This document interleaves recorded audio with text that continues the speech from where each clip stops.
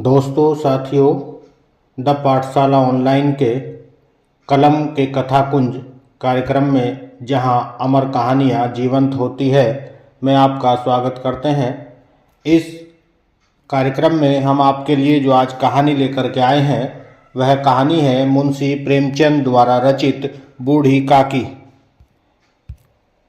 मुंशी प्रेमचंद की यह एक प्रसिद्ध कहानी है जो वृद्धावस्था और उपेक्षा के विषय में है। कहानी में रूपा नाम की एक महिला का चित्रण किया गया है जो अपने बेटे के तिलक समारोह में व्यस्त है और अपनी बूढ़ी काकी को भूखी रखती है। बाद में रूपा को अपनी गलती का एहसास होता है और वह बूढ़ी काकी को भोजन देती है। कहानी मानवीय मूल्यों, दया और करुणा के महत्व को दर्शाती है। यह कहानी वृद्धावस्था और उपेक्षा के विषय में जागरूकता उत्पन्न करती है, मानवीय मूल्यों, दया और करुणा के महत्व को रेखांकित करती है तथा समाज में दूसरों के प्रति दया और सहानुभूति के भाव को पैदा करती है। तो आइए शुरू करते हैं कहानी बूढ़ी काकी। बुढ़ापा बहुधा बचपन का पुनरागमन हुआ करता है। बूढ़ी काकी में जीवा स्वाद के सिवा और कोई चेष्टा शेष न थी। समस्त इंद्रियां हाथ पैर जवाब दे चुके थे। यदि उन्हें समय पर भोजन न मिलता या बाजार से आई कोई चीज न मिलती तो वे रोने लगती। उनके पति को मरे हुए बहुत समय व्यतीत हो गया है। बेटे भी जवान होकर चल बसे। अब वह अपने भतीजे के सहारे रहती है। भतीजे ने उसकी संपत्ति लिखवाते समय खूब लंबे चौड़े वायदे किए थे, लेकिन बाद में उनका निर्वाह नहीं किया। उनकी संपत्ति की वार्षिक आय 150 से 200 रुपये से कम न थी। इसके बावजूद भी बूढ़ी काकी को पेट भर भोजन भी बमुश्किल ही मिल पाता था। इसमें उनके भतीजे बुद्धिराम का अपराध था या उनकी पत्नी का, इसका निर्णय करना आसान नहीं था। रूपा स्वभाव से तेज थी पर ईश्वर से डरती थी। बुद्धिराम कभी कभी सोचते थे कि काकी की संपत्ति से ही हम अच्छी स्थिति में हैं, पर यह सोचकर भी वह काकी पर अधिक खर्च करना नहीं चाहते थे। वह काकी की जरा जरा सी बात पर गुस्सा हो जाते थे और अभद्र व्यवहार करते थे। माँ बाप को देखकर उनके बच्चे भी बूढ़ी काकी को सताते थे। काकी चीख मार कर रोती, पर यह बात प्रसिद्ध थी कि वह सिर्फ खाने के लिए ही रोती है, क्योंकि काकी से अधिक देर तक भूखा नहीं रहा जाता था। जब काकी क्रोध में आकर बच्चों को गालियां देती तो रूपा वहां आ जाती और काकी शांत हो जाती। काकी को पूरे परिवार में सिर्फ बुद्धिराम की छोटी लड़की लाडली से प्रेम था। वह अपने हिस्से की मिठाई चबैना बूढ़ी काकी के पास आकर खाती थी। उससे काकी भी खा लेती थी और वह ऐसा इसलिए करती थी क्योंकि उसके भाई बहन उससे छीन करके खाते थे। रात का समय था। बुद्धिराम के घर शहनाई बज रही थी। आज बुद्धिराम के बड़े लड़के मुखराम का तिलक आया है। घर में स्त्रियां गा रही हैं और रूपा मेहमानों के लिए भोजन के प्रबंध में व्यस्त है। पकवान बन रहे हैं। बूढ़ी काकी अपनी कोठरी में बैठी पकवान की सुगंध ले रही है।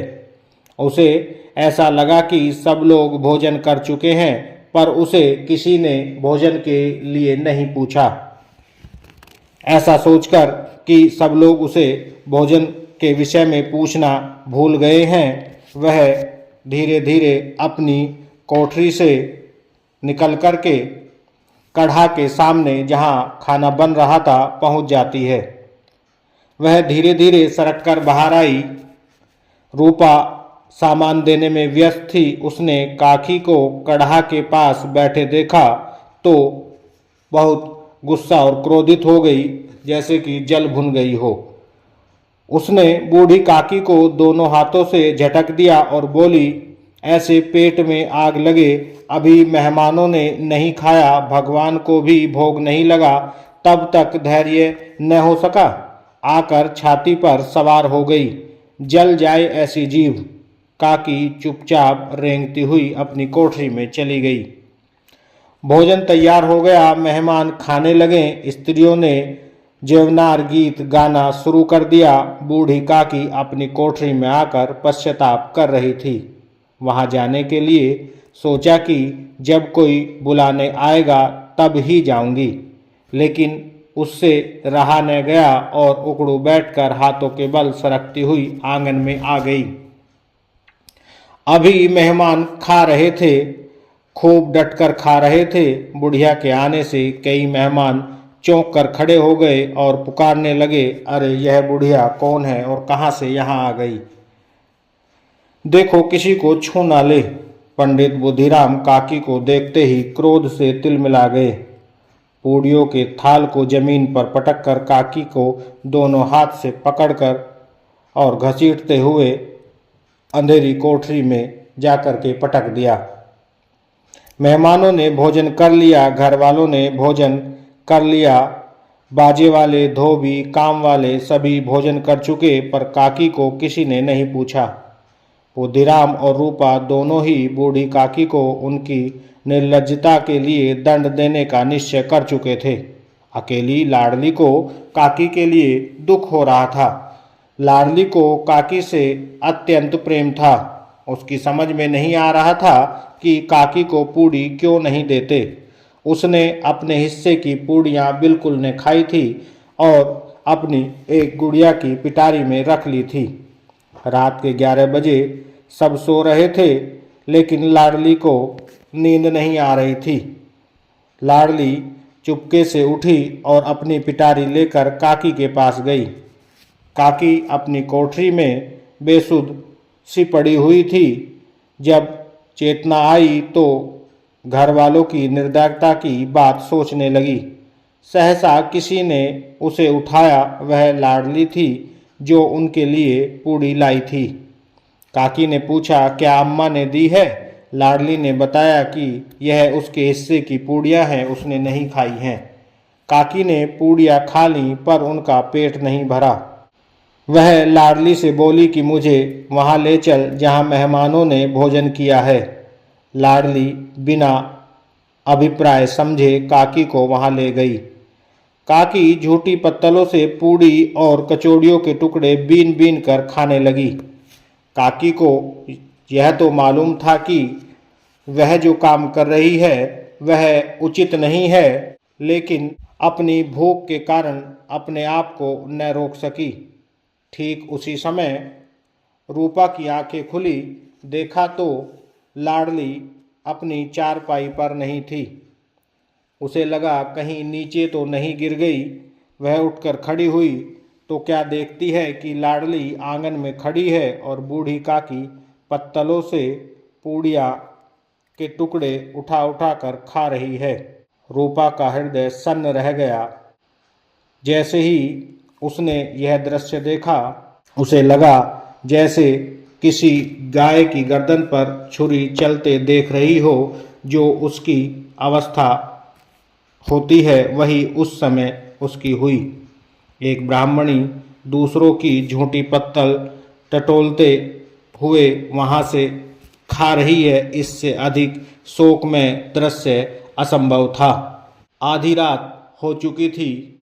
उसे लगा कि आज हमने सैकड़ों मनुष्यों को भोजन कराया और जिसकी संपत्ति से हम सब संपन्न हैं, उसी की यह दुर्गति, और यह दुर्गति भी मेरे कारण। हे दयावान भगवान, मुझसे बड़ी भारी चूक हुई है, मुझे क्षमा करो।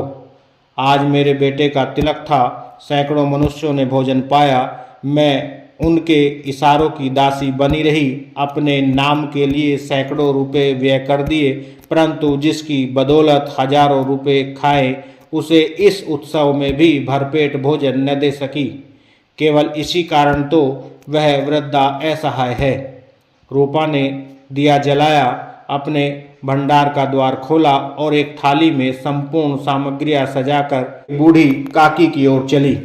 आधी रात आ चुकी थी। आकाश पर तारों के थाल सजे हुए थे और उन पर बैठे हुए देवगण स्वर्गीय पदार्थ सजा रहे थे, परंतु उनमें किसी को वह परमानंद प्राप्त न हो सका था जो बूढ़ी काकी को अपने सम्मुख थाल देखकर प्राप्त हुआ।